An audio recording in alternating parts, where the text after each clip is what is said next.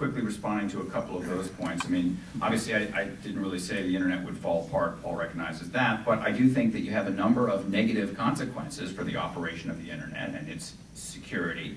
And that when you add up the negative consequences against a technique that's so easy to circumvent, it's hard for me to see that that's a step worth taking. Paul mentioned that there are a relative few number of sites that we're talking about. That's actually an interesting question. That's not always something that I think has been clear in this debate.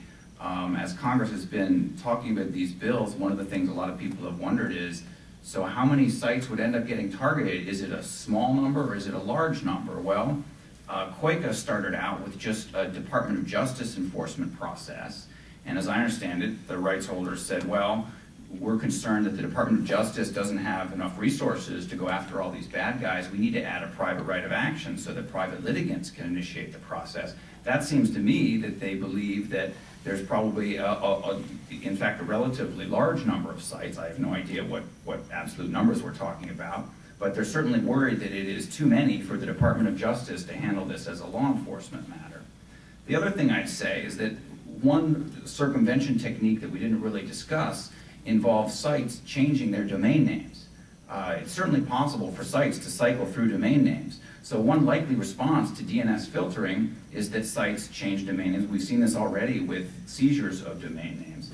And as you get sites cycling through domain names, I think these blacklists are going to end up getting fairly long. It's hard for me to see how you end up with a short blacklist of really just a few sites when in fact they're cycling to new domain names all the time. So I think that's an issue.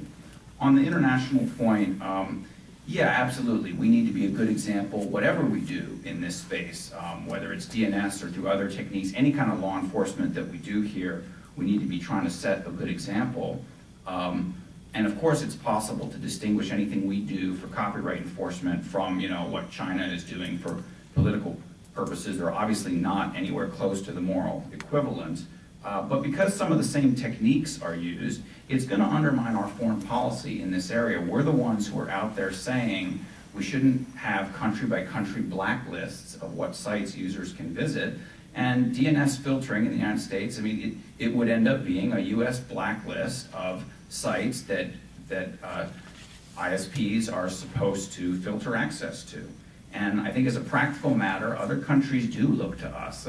The members of my organization are often impressed when we go abroad for conferences overseas, how much other countries are aware of what the United States is doing in this policy space and how much they do look to our example. So I think we have to be aware, not just of, okay, we can draw some nice distinction between what we're doing and what a repressive regime might be doing, but I think we have to think about the practical consequences. How will other countries look at it and how will they respond if we go down this path?